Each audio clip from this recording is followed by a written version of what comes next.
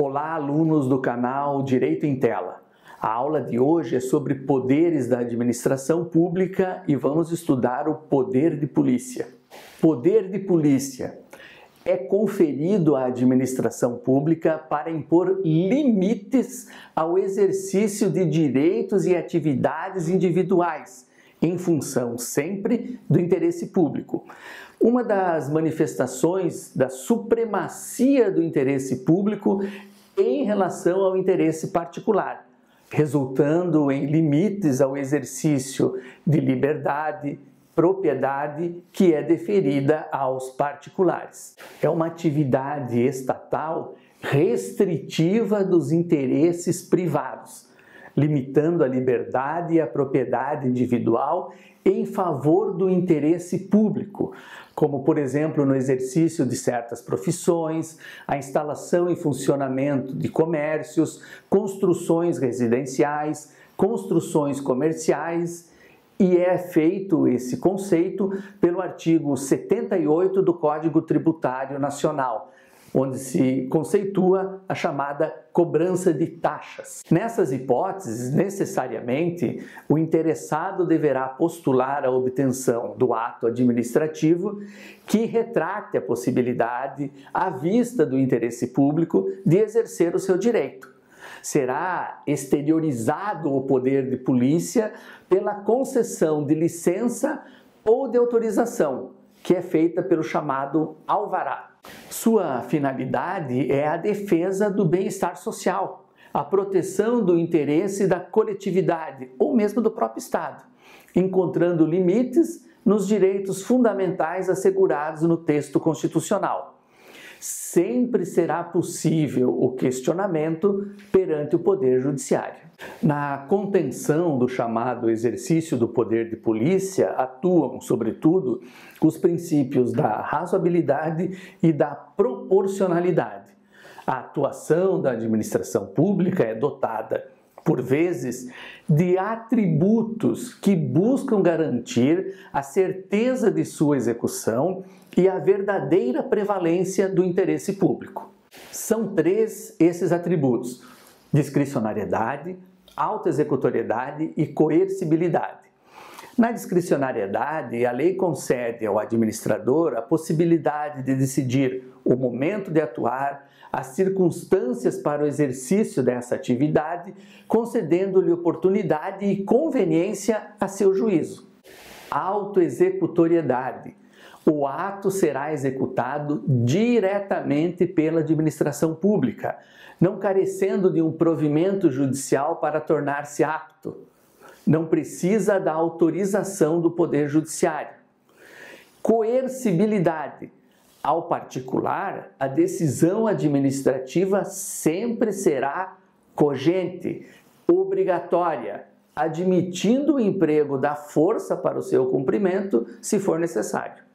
Esses atributos podem ou não estar presentes.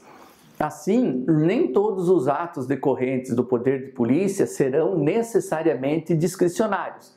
Por exemplo, licença para edificação residencial. Se o detentor do domínio satisfaz todas as exigências legais a serem cumpridas pelo particular, o poder público deve dar-lhe a licença para a edificação. Também não há autoexecutoriedade em todas as manifestações derivadas do poder de polícia. Por exemplo, decisão somente se materializa com o concurso, com a participação do Poder Judiciário, como no caso da execução de multas não pagas. A autoexecutoriedade afasta a necessidade de observância para a edição e efeitos do ato dos princípios do contraditório e da ampla defesa, pois tem a prevalência do interesse público. A coercibilidade estará sempre presente, pois é indissociável da autoexecutoriedade. Fiscalização em bares e restaurantes, por exemplo, exercida pela Prefeitura Municipal, decorre desse chamado poder de polícia. Com esse exemplo, fica fácil conhecermos os atributos mencionados. A autoridade decide a ocasião, a oportunidade para a fiscalização, não havendo previsão legal para que ocorra em determinada data ou horário, ou seja, a discricionariedade para estabelecer o momento da atuação. Da fiscalização poderá resultar a apreensão de mercadorias impróprias para o consumo humano e ela será executada pela administração pública, autoexecutoriedade, sendo obrigatória para o particular, coercibilidade. Não se concebe, tenha o fiscal, de buscar um mandado judicial para apreender o produto impróprio para o consumo ou para permitir ao particular que continue a comercializá-lo até que obtida a ordem judicial. São os atributos da autoexecutoriedade e da coercibilidade que garantem a certeza de cumprimento da decisão da administração pública. O particular pode, a qualquer tempo, questionar a atuação da administração pública e normalmente o faz por mandado de segurança com pedido de liminar. Sanções decorrentes do poder de polícia, multa, e depende daí do poder judiciário para sua execução, apreensão de bens, apreensão de mercadorias, fechamento de estabelecimentos, proibição de fabricação, inutilização de gêneros, dentre outros previstos na legislação. A administração pública pode decidir e impor aquelas sanções, exigibilidade, mas nem sempre a lei confere a possibilidade de ela própria executar o seu ato, a executoriedade. É o caso da multa, por exemplo. Dependerá de inscrição na dívida pública e a sua execução dependerá do concurso do Poder Judiciário, ou seja, a chamada execução fiscal. Alvarás de licença e de autorização, carteiras, declarações, certificados. O alvará constitui gênero do qual são espécies. O alvará de licença, que é definitivo, que não pode ser recusado, que é um direito do particular.